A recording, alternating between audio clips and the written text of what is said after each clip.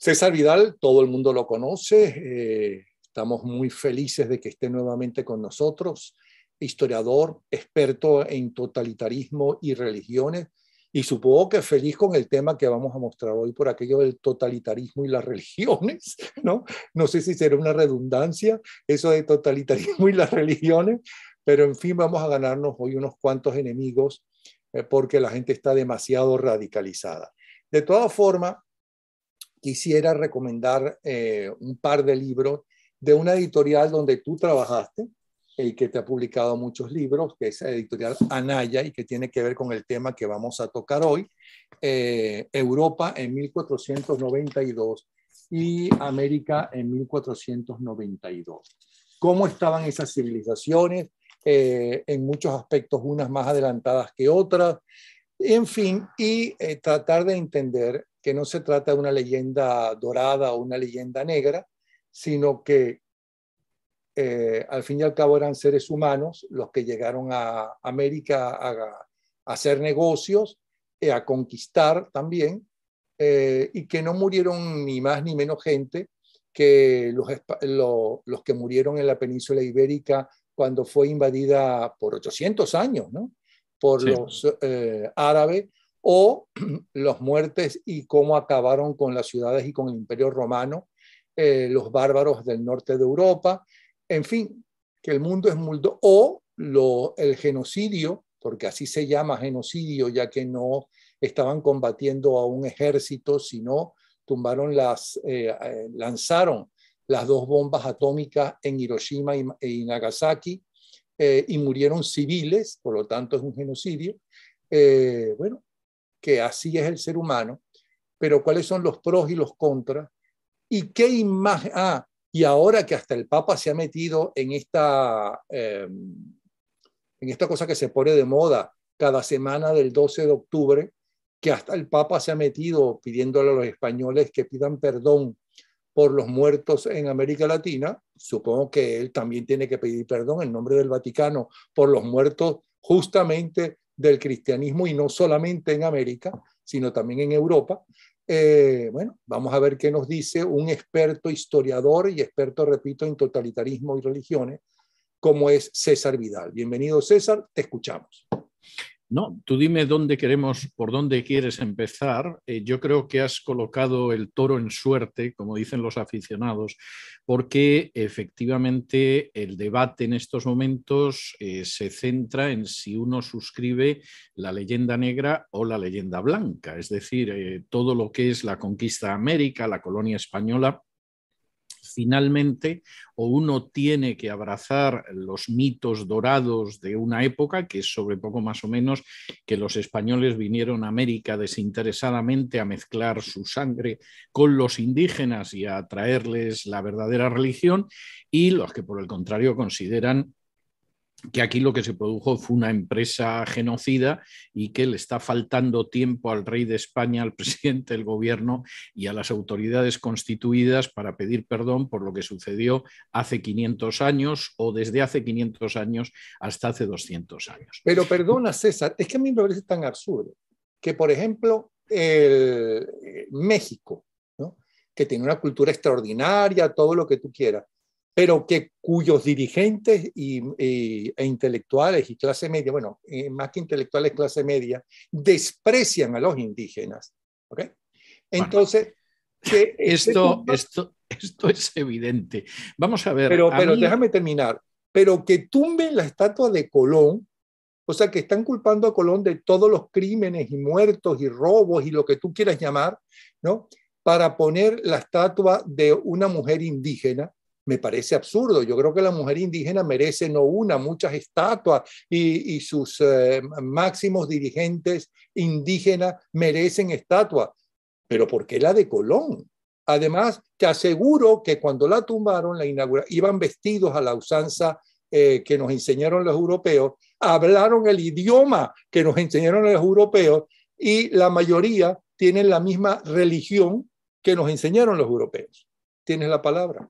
No, vamos a ver, a mí esto de pedir perdones ya a tanta distancia histórica me parece ridículo. Es decir, si en estos momentos alguien en España exigiera al gobierno italiano que pidiera perdón por las legiones romanas que conquistaron Hispania y crucificaron a los guerrilleros hispanos y quemaron Numancia, etcétera, etcétera, esto sería ridículo.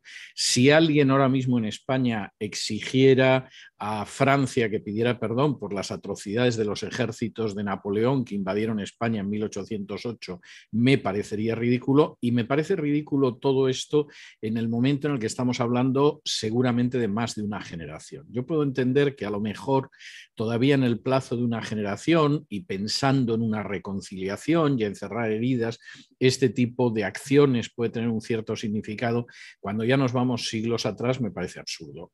Me parece además absurdo en México por muchas razones. Es decir, México ha exterminado a sus indios. Porfirio Díaz se empeñó en exterminar a los indios yaquis porque obstaculizaban el desarrollo económico de México. Es verdad que fue así, pero acabó con el problema de los indios yaquis exterminándolos y, por ejemplo, el conocidísimo caudillo apache Jerónimo prefirió rendirse a la caballería de los Estados Unidos porque se fiaba más de los gringos al norte que de los mexicanos al sur, que dicho sea de paso habían matado a toda su familia, niños, ancianos, esposa, etcétera, etcétera. Entonces, vamos a ver, yo creo que la sociedad al sur del Río Grande es una sociedad donde todavía existe mucho racismo. Creo que ese racismo nace directamente de los estatutos de pureza de sangre que traen los españoles de la península ibérica, pero creo que ha tenido 2 siglos para quitarse eso de encima y, sin embargo, ha seguido en esa situación. Y yo me temo que, a pesar de haber viajado por todos los continentes, yo no conozco sociedades más racistas que las de Hispanoamérica, y así de pronto aparece un Pedro Castillo o un Evo Morales, la gente se sorprende y no se da cuenta de hasta qué punto en ese fenómeno subyace una cuestión de racismo. Ahora, volviendo a la empresa de Indias, que a mí me parece interesante. Vamos a ver, la empresa de Indias es desde el principio una aventura comercial, y el que no quiera ver esto es que desconoce las fuentes. Colón va a ver a los reyes católicos para que le paguen un viaje en el que él cree que va a encontrar una ruta a las Indias, no para convertir a los indios, sino porque el negocio de las especias es enormemente interesante y es enormemente lucrativo, y en un momento piensa que además de eso se va a encontrar con el oro de Zipango. Es una empresa tan comercial que los términos en que los reyes católicos firman las capitulaciones de Santa Fe con Cristóbal Colón, reconociéndolo como el almirante de la mar Oceana, es un contrato mercantil. Y esto es evidente. Y, por supuesto, en esa primera expedición no va ningún fraile, ni va ningún sacerdote, ni cosa parecida, porque es una expedición de carácter comercial. No hay nada más que leer el diario de Colón para darse cuenta de que es una expedición en la que está absolutamente obsesionado con el oro. Y cuando llega finalmente a las Antillas, y él cree que son las Indias, bueno, le falta tiempo para intentar exprimir el oro que pudieran tener los indígenas, que en muchos casos no tenían. Cuando se establece la primera ciudad española en el continente americano, bueno, pues hay alguno de los lugartenientes de Colón que decide cortar las manos a los indios que no traigan el peso de oro que se supone que tienen que traer y que los pobres no pueden traer porque no era una zona de oro como hubieran querido los españoles. Y Colón tiene un problema muy serio cuando intenta colonizar y explotar más allá del oro el nuevo continente, porque la gente que está allí de pronto se sorprende de que Colón quiera que trabajen. Y es curioso, yo he leído las actas del proceso de Colón, por el cual es enviado a España cargado de cadenas.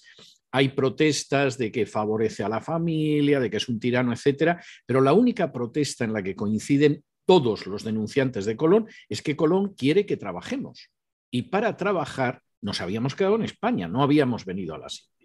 De manera que ya aclaremos que de principio, y esto aparece en las fuentes, la gente viene inicialmente a vivir sin trabajar.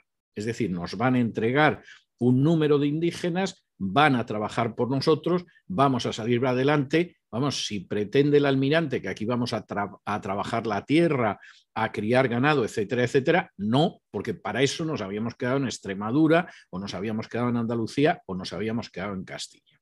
A medida que va avanzando la conquista, la sed de oro sigue siendo la misma. Es decir, en la historia verdadera de la conquista de Nueva España, que es un libro maravilloso escrito por uno de los soldados de Hernán Cortés, que es Bernal Díaz del Castillo, él empieza diciendo en el capítulo primero que él llegó a Cuba y esperaba que le dieran unos indios para que esos indios le arreglaran la vida, es decir, trabajando en régimen de servidumbre para él. Y como Diego Velázquez, que era el gobernador de Cuba, le dijo, se tiene usted que esperar, digo, yo no me espero a que me den los indios, aquí hay una expedición al continente, me voy a la expedición a buscar oro. Y él cuenta, por ejemplo, cómo al llegar a Yucatán, cuando vieron los edificios y vieron el oro, se volvieron locos de contento, y el fraile que iba con ellos, en lo que se enzarzaban luchando con los indígenas, agarró todo el oro que pudo y se lo llevó al barco. Personaje piadoso, sin ningún género de dudas, el fraile que iba en la expedición. Y por supuesto, cualquiera que lea, pero lo que contaron los propios conquistadores, no es la leyenda negra de judíos, protestantes, masones, etcétera. No, lo que aparece en las propias crónicas de Indias, pues tiene claro que es así. Personaje, de nuevo, que ha dejado un testimonio histórico interesantísimo, como es Pedro Cieza de León, que relata lo que es la conquista del Perú y que dice, todos vinimos a Perú por el oro. Esa fue la única razón de que viniéramos. O sea, lo puede confesar. Y los que saben lo que fue la expedición del Dorado de López de Aguirre, en la cual en un momento determinado empezaron a matarse entre sí los miembros de la expedición hasta que López de Aguirre se hizo con el mando, o cualquiera que sepa cómo en el Perú, a la hora de repartir el pastel de la conquista, los españoles no se pusieron de acuerdo y acabaron en una guerra civil, pues sabe perfectamente esto. Luego uno puede ignorar la historia o tergiversarla, pero esa es la realidad, que hay una empresa de conquista que además se denomina conquista y que va a tener una secuela psicológica en los países de Hispanoamérica, porque la visión de la conquista del poder sigue existiendo en Hispanoamérica. La gente conquista el poder político, reparte a los suyos y bueno, en algunas ocasiones incluso entre los suyos se enzarzan porque el pedazo de pastel que le tocaba es menor del que pensaban. Ahí, evidentemente, la herencia es esa. En el curso de esa conquista, que es totalmente económica y de razones económicas, y además lo reconocen las propias fuentes, en el curso de esa conquista se cometieron atrocidades. Sí, se cometieron atrocidades. Es decir, no se puede negar que en un momento determinado Pizarro, que llega al Perú con un número muy reducido de tropas, que consigue en Cajamarca apoderarse del Gran Inca y vencer a unos incas que no podían enfrentarse con españoles curtidos en las guerras de Granada y en las guerras de Italia, pues evidentemente tiene que controlar la situación. No se puede decir que no les interesaba el oro cuando promete poner en libertad al gran Inca si le llenan de oro una serie de habitaciones. Y efectivamente los incas empiezan a reunir el oro por todo el imperio, se lo entregan a Pizarro y aún así Pizarro da muerte al gran inca faltando a su palabra. Es decir, el elemento del oro es algo que no se puede discutir y no querer ver eso es absurdo.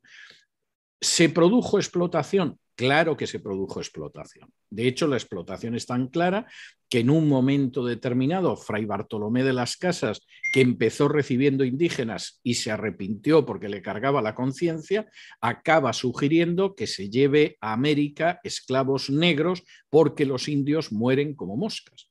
Y efectivamente la esclavitud con esclavos negros empieza en América con los españoles, luego ya la van a traer todos, pero empieza con los españoles porque Bartolomé de las Casas decía no va a quedar indios.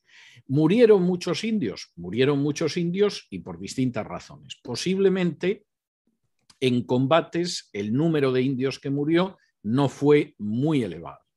Sí fue muy elevado el número de indios que murió por enfermedades, sobre todo en las Antillas, evidentemente las enfermedades que traían los españoles y que los indios no tenían anticuerpos porque América había sido un continente aislado, pues ciertamente cayeron, pero de una manera terrible, pero hubo otros lugares donde murieron por la explotación, es decir, en el Perú, donde el desplome de la población indígena es terrible. Cuando empieza el siglo XVII, la población indígena se ha podido reducir en el antiguo imperio inca cerca de un 90%, la población indígena no se va a recuperar hasta bien avanzado el siglo XX.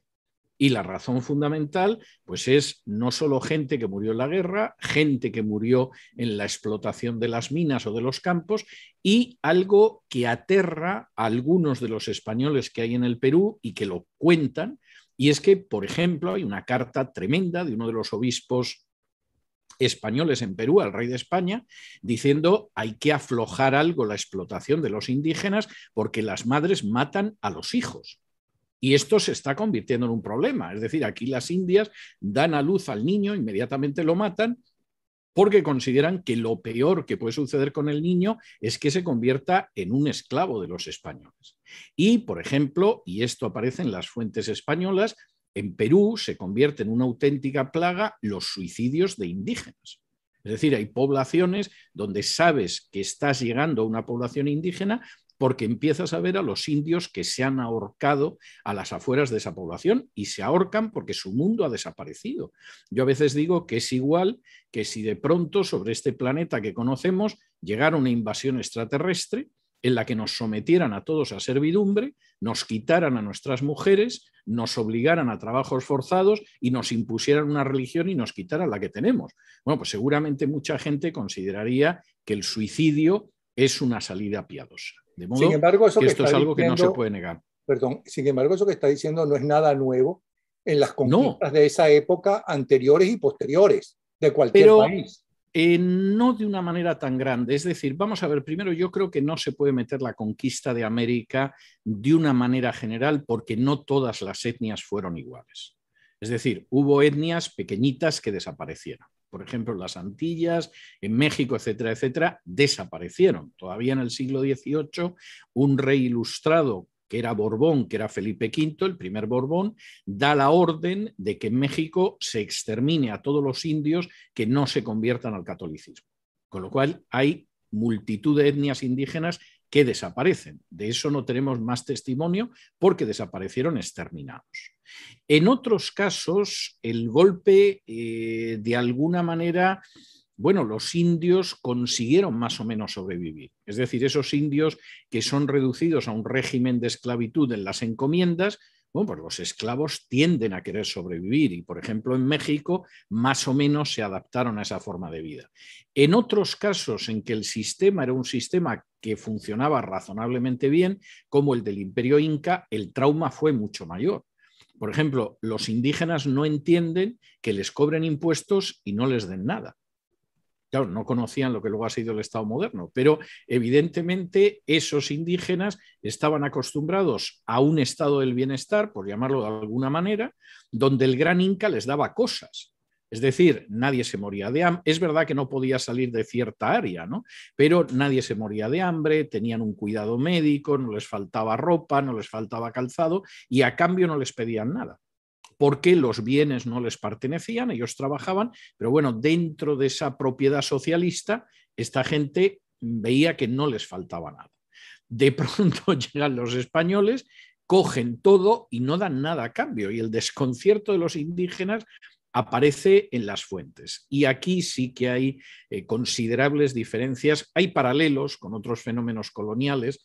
Yo creo que sería muy paralelo a lo que fue la dominación del Congo por los belgas, pero hay diferencias con otros fenómenos coloniales. Es decir, los británicos pudieron estrujar todo lo que pudieron las riquezas de la India, pero no acabaron con los reinos de la India, no tenían ningún interés. Para ellos era mucho mejor el pactar con los distintos reyezuelos, emperadores de la India, que someterlos y acabar con eso. Los españoles acabaron totalmente con eso, lo que tuvo un efecto terrible sobre el tejido social, ¿no? De modo que hay diferencias, pero es que yo creo que no es igual el sur del continente que el norte del continente, que no estaba ni tan poblado ni tenía culturas tan desarrolladas, y hubo etnias que desaparecieron porque eran demasiado pequeñas para resistir incluso simplemente la viruela, y hubo otras donde se produjo un colapso social que sumió en la desesperación y en el suicidio a mucha gente. Y eso ya no tiene tantos paralelos dentro de la historia del dominio colonial. Yo creo que es un elemento importante. Hay otro elemento que a mí me parece tremendamente revelador, y es el papel que juega la Iglesia Católica. Es decir, evidentemente parte de la leyenda blanca es que los españoles llegaron repartiendo dulces y además repartían el Evangelio, etcétera, etcétera. Bueno, no hay nada más que leer a sacerdotes y obispos de la época para darse cuenta de que eso es mentira. O sea, hubo un mecanismo de legitimación del expolio. Es curioso que, por ejemplo, el fraile que acompaña a Hernán Cortés le convence, porque Hernán Cortés no termina de verlo claro, pero le convence de que matar indios es una obra meritoria y se lo dice. ¿Y para qué queremos más? Para que Cortés efectivamente lo aceptara. Y luego hay una serie de episodios que son reveladores, es decir, va a ser precisamente uno de los funcionarios de Carlos V, escribiéndole a inicios del siglo XVI, el que dice: está muy bien que a los indios se les enseñe la doctrina, en el sentido del catecismo, etcétera, pero no hay que enseñarles a leer y escribir, porque eso puede derivar de ahí males que son del diablo. Es decir, que evidentemente la situación en la que estaban los indios era evidente. Es decir, los podemos adoctrinar. Su religión, que se olviden de ella, porque eso es paganismo, van a aprender nuestra religión, ojo, pero tampoco que aprendan mucho, porque leer y escribir es problemático. Como esto se une un estatuto de pureza de sangre que hacía que en España no pudiera tener cargos ni siquiera eclesiásticos quien tuviera una gota de sangre judía o mora, a partir de entonces se une una gota de sangre india y negra. Y de hecho... O sea, india no indígena. Sí, y no, negra e india, porque los negros empiezan a llegar muy pronto en el siglo XVI. No, cuando quiero decir, para aclarar, que cuando dices India es como sí, estoy hablando de los indígenas. Claro, obviamente. Entonces, claro, esto hace que se vayan creando una serie de castas según el tipo de cruce racial que se produce. Y en el Perú, que era la joya de la corona, mucho más que México para España, porque además ese virreinato ocupaba una parte de Argentina, de Chile, de Bolivia, el Ecuador, el actual Perú, etcétera. Bueno, ahí evidentemente hay una serie de castas según el color. Y según el color que uno tiene y el cruce que ha podido tener, pues uno está más arriba o más abajo en la sociedad. El caso posiblemente más dramático es el de un indígena que se llama Guamán Poma de Ayala, que ha dejado uno de los testimonios más interesantes de la época de la colonia, que es un católico convencido y que se encuentra con el hecho de que no se le puede ordenar sacerdote porque es un indio. Y escribe al rey de España y le manda una relación de cómo es el gobierno en el Perú, muy interesante, que va unida además a grabados suyos. Y en esos grabados pues se puede ver, hombre, desde frailes que a lo mejor eran caritativos a cómo el encomendero pues tenía por costumbre desvirgar a todas las indias de su encomienda, y además a edades infantiles. Y en este sentido, yo creo que estos elementos pues no se pueden negar y no se pueden dejar aparte. Con todo y con eso, yo creo que esta es una cuestión histórica y que las cuestiones históricas se tienen que analizar históricamente. Es decir, si uno analiza la sublevación del gladiador Espartaco contra la República Romana y cómo Roma la reprimió y sembró de cruces de gladiadores pues el camino de la Vía Apia hasta Roma, evidentemente hay que hacer un análisis histórico. Uno no puede tomar el ejemplo de Espartaco pues para sostener la huelga de la industria ferroviaria en Italia, pongo por caso. Y el gran problema es que lo que es el fenómeno de la conquista y de la colonia, que yo creo que se puede historiar muy bien porque hay abundancia de fuentes y es fácil saber lo que hay, pues aquí han decidido unos y otros utilizarlo en beneficio propio. Y entonces, quien en estos momentos quiere utilizar a las minorías indígenas para desestabilizar, apela a lo que sucedió hace 500 años, y los que, por el contrario, siguen empeñados en no enfrentarse con la realidad de España, pues recuerdan un pasado que no fue nunca así, que es un pasado que se ha construido de manera mítica y que no se corresponde con la realidad. Porque, por concluir esto, y podemos hablar de cuestiones que te hayan surgido, la misma expresión leyenda negra es una creación española. Y la idea de que hay una leyenda negra, que es que nos odian y nos envidian en el extranjero y por eso cuentan mentiras de nosotros, se la inventan los españoles después del desastre colonial de 1898. Y cuando en ese momento la sociedad española tendría que reflexionar por qué lleva dando tumbos desde el siglo XVI hasta finales del siglo XIX, para que no reflexione y no pida cuentas ni a la monarquía, ni a la Iglesia Católica, ni a otras instituciones, de pronto se inventa la historia de que es que hay una leyenda negra. O sea, somos los mejores, nadie ha sido tan bueno y tan desinteresado como nosotros, nadie ha hecho cosas tan maravillosas como nosotros en América, pero nos tienen envidia y se dedican a denigrarnos. Y no tenemos que revisar nada de por qué la historia de España en esos momentos ha terminado en un desastre nacional en 1898. Y este fenómeno ahora mismo se está volviendo a repetir en España, con un Estado que está a 2 dedos de convertirse en un Estado fallido. En lugar de examinar cuáles son las raíces que nos han llevado ahí, de pronto hemos decidido que en realidad somos maravillosos y nos tienen envidia. Y seguramente porque somos maravillosos y lo hacemos todo muy bien, tenemos un Estado a punto de la desintegración. ¿Y en qué momento o cómo fue variando el interés primario por el oro, un interés comercial, creyendo que iban a llegar a la India e intercambiar productos o conseguir productos y comprar productos, y no a un continente que Europa desconocía en ese momento, pero que no fue Colón el primero que llegó, porque ya se sabía que la Tierra era redonda, además, en esa época de Colón, y pasar a la esclavitud y luego a imponer religión, idioma y leyes. Y eso con es esto, por cierto, instantáneo. unificar a toda América. Eso es instantáneo, es decir, eso es instantáneo porque de hecho cuando llegan no se encuentran con el azafrán, la canela, etcétera, etcétera, tampoco hay mucho oro y se encuentran con indios. Colón es el primero que captura una serie de indios y los vende, porque podría ser un negocio hacerlo. Hay que tener en cuenta que en España había esclavitud.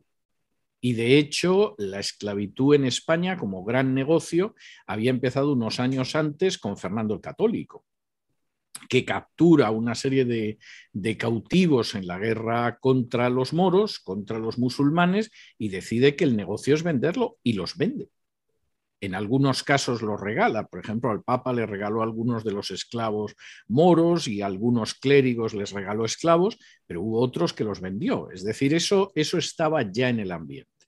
Y efectivamente eso empieza prácticamente desde el primer día, porque la idea clara era que efectivamente era una empresa muy lucrativa.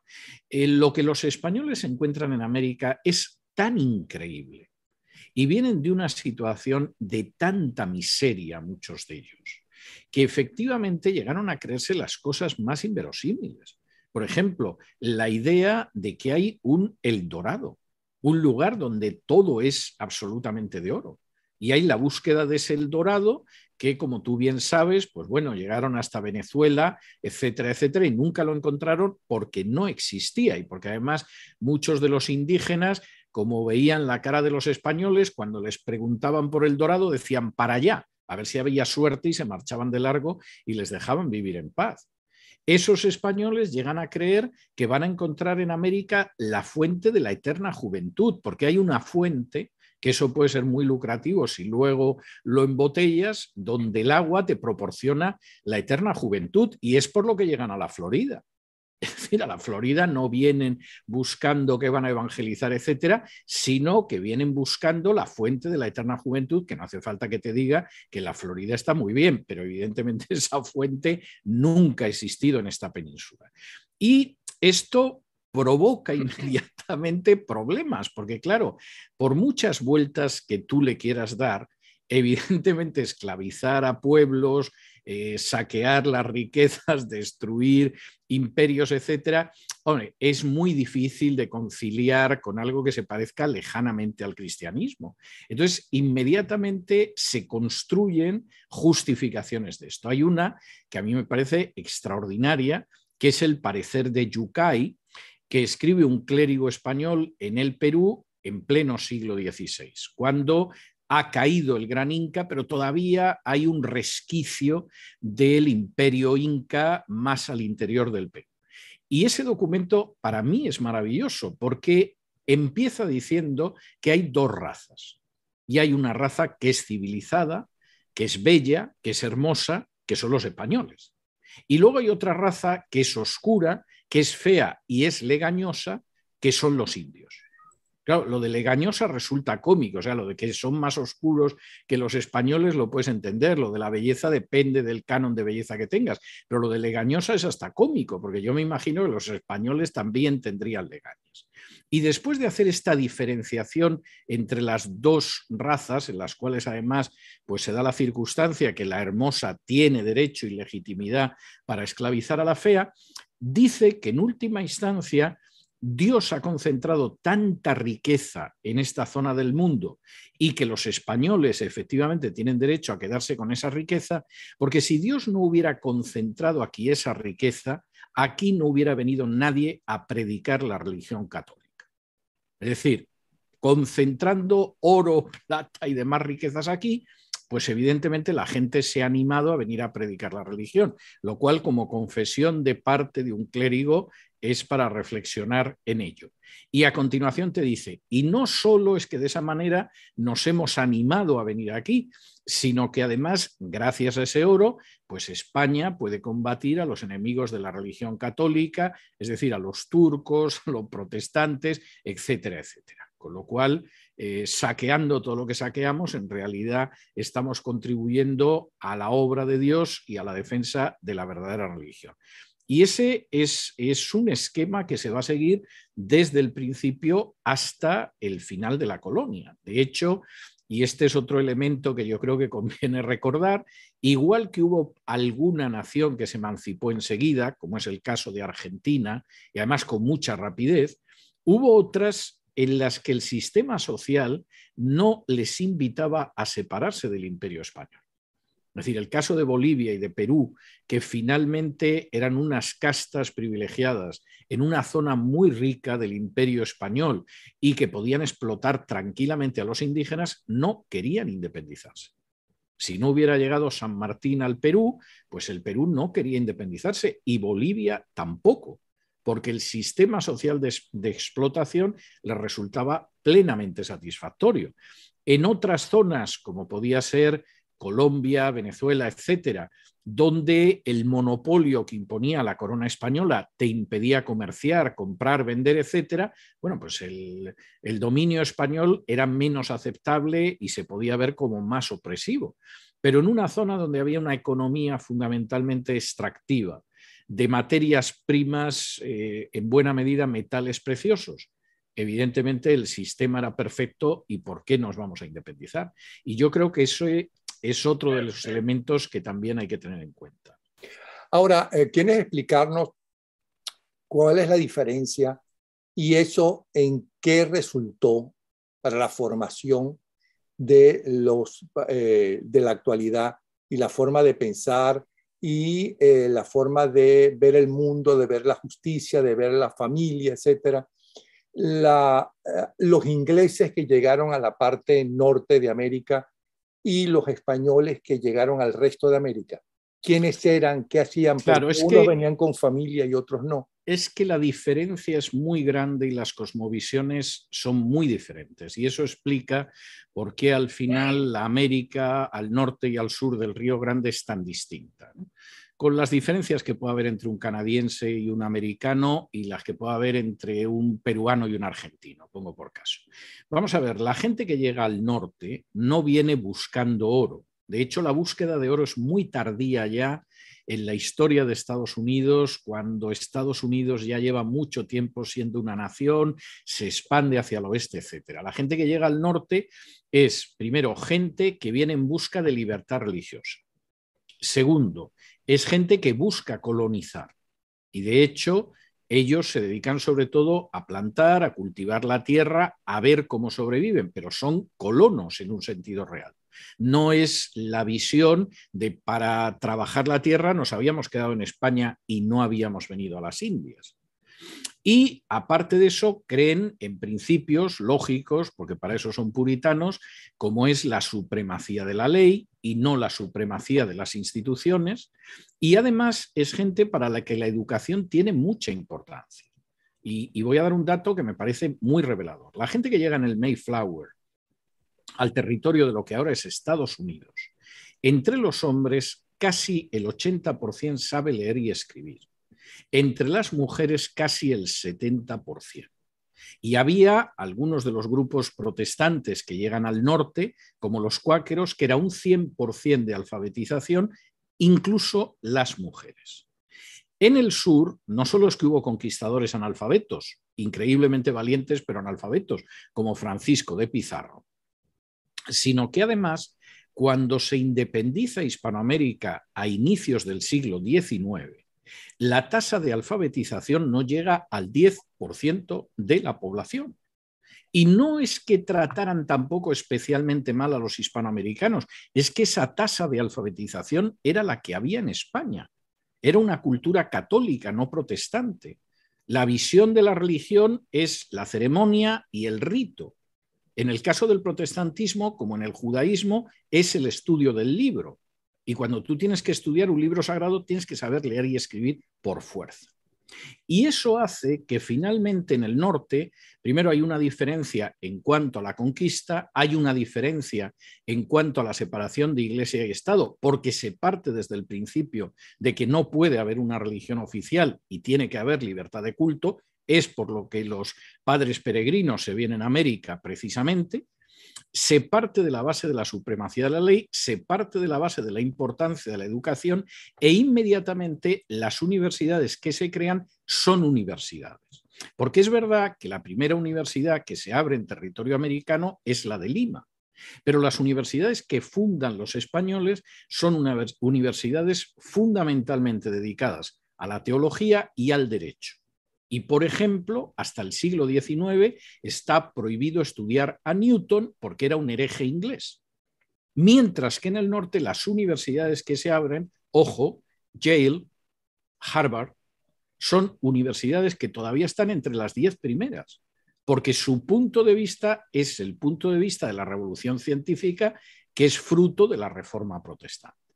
Claro, lo que pasa al norte es muy distinto de lo que pasa al sur. Te voy a dar un ejemplo que es casi cómico o trágico según lo mires. Hay una película americana de los años 60, muy interesante, que se titula en inglés How the West Was Won, cómo se ganó el oeste.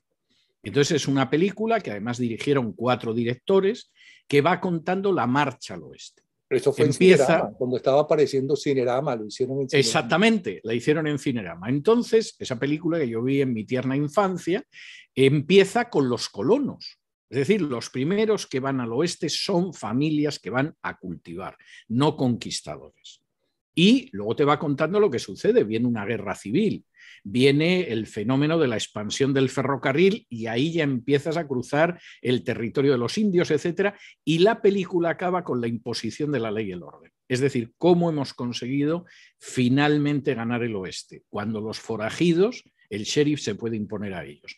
Si quieres es una visión mítica, si quieres es una visión de Hollywood, etc. Pero la cosmovisión que ahí aparece es clara. El oeste se gana, y se gana con el esfuerzo de familias de colonos. Como esa idea es totalmente ajena al pensamiento español, ¿sabes cómo se tituló esa película en España? La conquista del oeste. Porque no podían entender la idea de que el oeste se gana, porque en América se había conquistado América. No solamente en España se llamó la conquista del oeste. No, claro, por supuesto, porque efectivamente es incomprensible para una mente hispana. porque no ha sido el desarrollo histórico que hemos tenido. Claro, eso influye luego en la visión de la vida política. Es decir, dentro de lo que sería el mundo hispano a uno y otro lado del Atlántico, el poder político se conquista y cuando se conquista se reparte. Y es algo que es que no hay que enseñar, forma parte de la cultura. Y eso como otras cuestiones. Entonces, el punto al que vamos es que la cosmovisión en el norte es totalmente distinta de la del sur. Y eso explica el desarrollo totalmente distinto. Es decir, no es una cuestión de carácter racial. Y de hecho, eso, por ejemplo, lo vieron los padres fundadores de Estados Unidos, que se plantean inmediatamente el problema de la inmigración, porque son conscientes de que a la nueva nación americana van a venir inmigrantes. Y entonces dice, bueno, pero aquí hay gente que de admitirla la admitimos con cuentagotas. Entonces, ¿quién? Los españoles y los franceses. ¿Y por qué? ¿Por una cuestión racial? ¿Porque son latinos? ¿Porque no? Porque ellos están acostumbrados a vivir bajo el absolutismo. Y como tienen una mentalidad de vivir bajo el absolutismo, como sean muchos en este país, se acabó la república en este país porque su propia tendencia va a ser reproducir el patrón del absolutismo. Y Jefferson en un momento determinado dice, hombre, el inmigrante ideal sería el protestante alemán. ¿Por qué? Porque es alemán, no, porque efectivamente comparte los valores del trabajo, porque comparte la idea de la supremacía de la ley, porque cree en la importancia de la educación, etcétera, etcétera.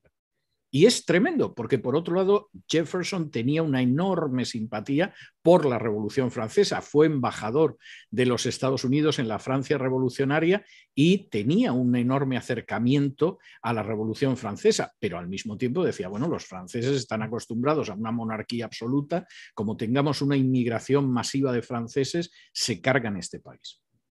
Y esto es bastante significativo, querido Napoleón. Al final, la cosmovisión en el norte y en el sur ha sido diferente y eso tiene enormes consecuencias. Y para finalizar, mira, y te voy a contar una última y si quieres finalizamos. Por ejemplo, la idea del caudillo. Es decir, Hispanoamérica sigue creyendo en el caudillo conquistador. Cree en el hombre providencial, que ya no se llama Cortés o Pizarro o Almagro, pero se llama Chávez, o se llama Evo Morales, o se llama Daniel Ortega, o se llama Juan Domingo Perón, o se llama Fidel Castro.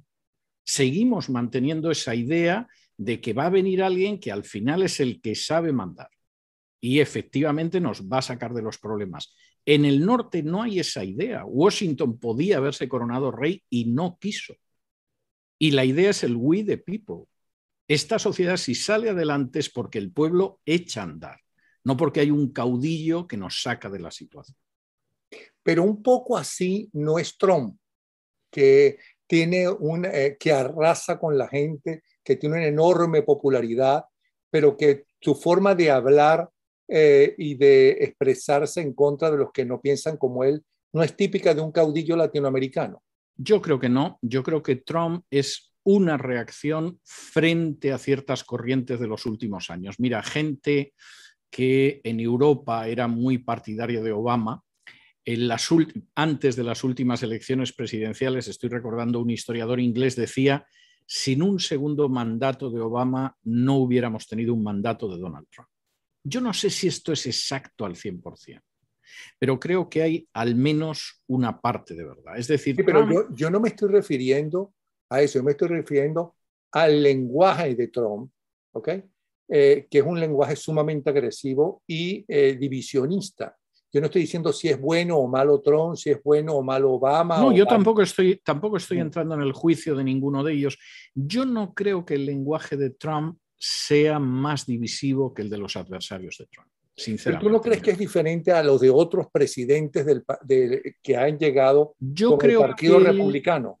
Yo creo que él es bastante distinto a algunos presidentes, no tan distinto a otros. Por ejemplo, si tú me dices, Trump es distinto de Lincoln, mira, hay un universo entre los dos. O sea, hay un universo, aunque los dos estuvieran en el Partido Republicano. Tú me dices, ¿y es muy diferente de Nixon?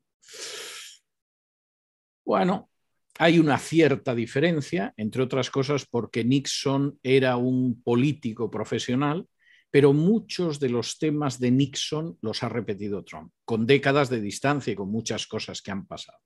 Pero recuerda mucho de esos aspectos y explica también la popularidad de Trump en distintos barrios, aunque no estemos juzgando si eso es bueno, si es malo, si tiene razón o no tiene razón. Nos estamos refiriendo a la forma, ¿no? Yo creo que depende mucho de quién lo compares. Pero vamos a ver, si tú me dijeras ahora mismo y Biden es igual que otros presidentes demócratas, yo te diría no.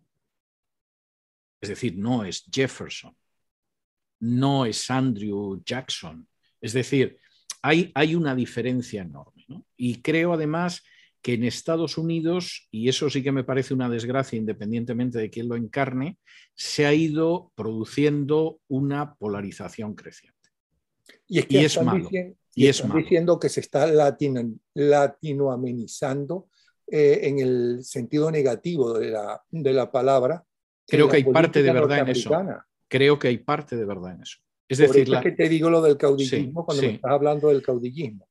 Ahora bien, yo no creo que haya un caudillismo al estilo hispanoamericano o al estilo hispano, porque eso se ha dado en España, vamos, sin ningún género de dudas, es donde nace y se cultiva durante siglos, pero sí que es cierto que la política en este país está adquiriendo una acritud que no es la habitual, pero también porque al final, como yo suelo decir muchas veces, no es el país y el paisaje, es el paisanaje. Y el paisanaje de este país ha ido cambiando mucho. Pero este país está mejor o peor, más radicalizado o menos radicalizado, más peligroso o menos de perder la democracia que, por ejemplo, en los años de todas las luchas en la calle, quemas en la calle, ya sea por Vietnam o en contra de Vietnam, ya sea por las luchas de la época de Martin Luther King, los asesinatos a Kennedy, al hermano de Kennedy, a Luther King, etcétera. ¿No estamos mejor o piensas que estamos peor? Yo creo que no se puede contestar con un sí o un no. Si estamos hablando de violencia en la calle, la situación ahora no es peor. Si estamos hablando de la fiabilidad de las instituciones y de la libertad de expresión, yo no me atrevería a decir que estamos mejor. Es decir, es impensable, por ejemplo, era impensable en esos años 60 un fenómeno de censura en los medios de comunicación. Era impensable la idea de que existieran unas redes sociales y pudieran censurar a la gente que expresa determinadas opiniones. Eso era impensable. Y de hecho, yo creo que ahora mismo estamos en una época de evolución en Estados Unidos y sinceramente yo no sé si vamos a ir a mejor o vamos a ir a peor o qué va a suceder. Pero, por ejemplo, el que la mayoría de la población americana ahora mismo considere más fiables los medios que no son medios convencionales, sino que están en Internet, dice mucho del descrédito en el que han caído los medios de comunicación. Ahora mismo, más de la mitad de la población de este país busca lo que sucede en el mundo, no en la prensa escrita, no en la radio convencional, no en las grandes cadenas de televisión, sino en lo que llamaríamos la prensa alternativa. Y esto yo creo que es para pensarlo muy seriamente, porque indica que se ha ido produciendo un fenómeno de desconfianza creciente en los medios de comunicación convencionales, que eso sí que no tiene precedente en la historia de Estados Unidos. Los medios en este país han dicho cosas y parecía que era Dios hablando con Moisés en el Sinaí. Sí, y sin embargo eso ya no existe. Hay que recordar que aquí los medios de comunicación, especialmente la prensa y la televisión, eran abiertamente defensores o de un partido o de otro. No es como algunos de nuestros países, concretamente Venezuela, por citarte el que conozco, que un medio cuyos dueños eran de derecha, como por ejemplo, para ser esquemático, como era la gente del Universal, ¿no?, permitía firmas de todo el mundo, inclusive de los que pensaban en contra de los intereses de los dueños. Lo mismo puede decirse de la gente del Nacional, cuyos dueños eran de izquierda, y ahí había amplitud. Aquí no. Sí, pero aquí, por ejemplo, en un programa de televisión estaban obligados a dar el mismo espacio de tiempo a una posición y a la otra. Luego Walter Cronkite a lo mejor se inclinaba más por los demócratas que por los republicanos, por ejemplo. Pero a la hora de expresar un punto de vista, se supone que tenía que buscar lo máximo de objetividad, por lo menos saberla aparentar muy bien, y tenías que dar el mismo espacio a una posición y a la posición contraria. Eso desapareció hace tiempo. Ya que estamos Y tocando ese tema, sí, quiero invitar a la gente a lo que te invité a ti, a ver una serie que está repitiendo HBO, esta vez HBO Max, excelente, con uno de los grandes escritores para la televisión y el cine, que se llama Newsroom. Excelente serie que ahí desglosa y nos hace ver cómo es la lucha justamente de los poderes, cómo se maneja la información en un gran noticiero. Pero, por cierto, además, Napoleón, y creo que esto es importante, vamos a ver, la gente desconfía de los medios, pero es que ya los medios ni siquiera están en manos de los partidos.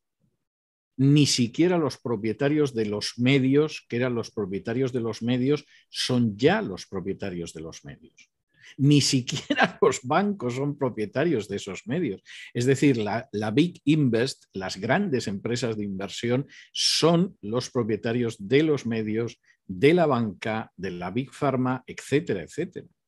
Con lo cual, ese es un tema bien interesante para con lo conversarlo en este cual, programa. claro, eso es una cuestión para verla, pero quiero decir, con lo cual, al final, claro, la falta de fiabilidad que se produce no es que la gente de pronto se haya vuelto loca y crea en historias absurdas de conspiración, es que percibe que el mensaje está manipulado, que hay cosas que no le cuentan y que tiene que ir a otro sitio para enterarse de ello. Y claro, es que hay intereses que ya están por encima de los medios de comunicación. Los medios de comunicación, y este es un fenómeno en todo el planeta, no solo en Estados Unidos, cada vez dependen menos de las manos locales, sean de la orientación que sean, a la izquierda, a la derecha, etcétera. Es decir, antes tú sabías que un medio estaba hacia la izquierda, estaba hacia la derecha, tenía a veces una cierta tolerancia hacia firmas del otro lado, porque al medio le daba un cierto prestigio y una cierta imagen de algo de imparcialidad, etcétera. Pero eso ha pasado a la historia. Ya las decisiones no se toman en la redacción. Y tampoco se toman en los bancos que son accionistas, etcétera. Quien está decidiendo eso son grandes empresas de inversión. Y esas grandes empresas de inversión tienen sus planes que no son ni los de los medios, ni los de la banca, ni siquiera los de los intereses nacionales de ese país. Antes de finalizar, retomemos el tema con la pregunta 12 de octubre. ¿Qué debemos recordar o qué deberíamos recordar año tras año como se recuerda el 12 de octubre? ¿Qué cosas recordarías tú? Lo bueno y lo malo, las consecuencias de la llegada de Colón aquel 12 de octubre. Yo creo que hay dos cosas que son muy buenas y que creo que es lo que debería recordarse. La primera de ellas, que América, que es un continente aislado, es decir, sabemos que sus indígenas llegaron de Asia cruzando el estrecho de Bering, quizá algunos llegaron en barcas desde la Polinesia, pero es un continente sustancialmente aislado, se conecta con la historia universal. Tiene su propia historia, en algún caso, como los mayas, los incas, los aztecas, además una historia importante, tengo que decir. Será más o menos conocida, pero es muy importante. Pero efectivamente eso significa que América se conecta con la historia universal, con la llegada de los europeos y de los europeos que deciden quedarse. Yo creo que a pesar de todo lo que eso pudiera significar de sangre, etcétera, es un elemento muy positivo. Igual que cuando en el siglo III a.C. los romanos aparecen en la península ibérica. Eso pudo ser muy traumático, muy doloroso, etcétera. Pero no cabe la menor duda de que la aislada Hispania entra en la historia universal y se conecta con la cultura romana, y eso es esencial. Primer aspecto, a mi juicio, muy positivo, aunque fuera traumático. Segundo aspecto, y este me parece maravilloso, y es que se crea toda una comunidad de naciones que son naciones que comparten una lengua. y comparten una cultura que puede tener matices tremendos, pero que en última instancia se comparte esa lengua. Yo creo que ese es el segundo elemento extraordinariamente positivo. El español es muy importante, no porque los hispanoparlantes nos esforcemos en ello, que no lo hacemos, a diferencia de, por ejemplo, los francoparlantes, sino porque es que es importante de por sí. Y esos dos aspectos yo creo que son para celebrarlos y recordarlo. Lo siento por los italianos, que en este país les gustaría monopolizar el 12 de octubre, pero finalmente la lengua española es la gran protagonista del 12 de octubre y las naciones que hablan en español. Aspectos que pueden ser negativos, pero que yo creo que podemos corregir si nosotros examinamos esa cosmovisión y cómo ha sido muy dañina y muy dolorosa para nuestras naciones. Tenemos posibilidad de cambiar cosas. Es decir, no tenemos por qué estar eternamente sometidos a la idea de un caudillo. No tenemos por qué estar eternamente pensando en políticos que no sirven al pueblo, sino que se sirven de él. No tenemos por qué tener una visión de la educación que todavía es muy penosa en buena parte del continente americano, etc. Si identificamos esos males y los diagnosticamos y le aplicamos un remedio, podemos superar una serie de cargas históricas. Y eso no deberíamos de verlo con malestar, ni con vergüenza, ni negarlo. Porque es tan estúpido como si yo voy al médico porque me ha salido un bulto y el médico me dice, mire, tiene usted un tumor y hay que operar, y lo mejor que yo puedo hacer es hacer caso al médico que me extirpe el tumor y seguir mi vida muchos años en pleno estado de salud. Y yo creo que el mundo hispano efectivamente tiene que examinar estas cosas, no para flagelarse, para sentirse mal, ni para negarlas, sino simplemente para decir, bueno, nos hemos equivocado en una serie de cosas, corrijámoslas como hemos corregido otras muchas cosas a lo largo de la historia. Y es verdad que hemos corregido muchas otras cosas a lo largo de la historia. Y yo creo que ese es el otro elemento que no es que sea negativo, pero que sí nos obliga a comprender la historia para corregir las malas secuelas de la historia. Bien interesante. Yo quisiera comprometerte, te prometo que no en los próximos días, porque me vas a llamar explotador y me vas a decir que estoy peor que los conquistadores españoles. No te llamo, pero tú sabes que yo tengo una agenda muy complicada. Lo sé, pero es que has tocado un tema que contigo debe resultar extraordinario y fascinante. A finales de los 60, principios de los 70, yo en los años soy realmente muy malo, Marshall McLuhan dijo que el mundo está cambiando dramáticamente. Cuando él lo dijo, la mayoría de nosotros sentíamos que había un cambio, pero que no era tan dramático, que no nos rompía tanto. Como resulta que está pasando ahora, que uno siente que está pasando ahora. ¿Okay? Tal vez porque estamos mejor informados, tal vez porque... No, porque el cambio ha sido mucho mayor de lo que pensaba McLuhan. McLuhan vio a lo lejos alguna nube, ¿no? Y ahora tenemos casi encima la tormenta. Y de hecho, uno de mis últimos libros, que es Un mundo que cambia, está dedicado expresamente a ese tema, ¿no? Y es verdad. Vamos a ver, nosotros hemos vivido cambios, alguno muy grande, como fue el final de la Guerra Fría.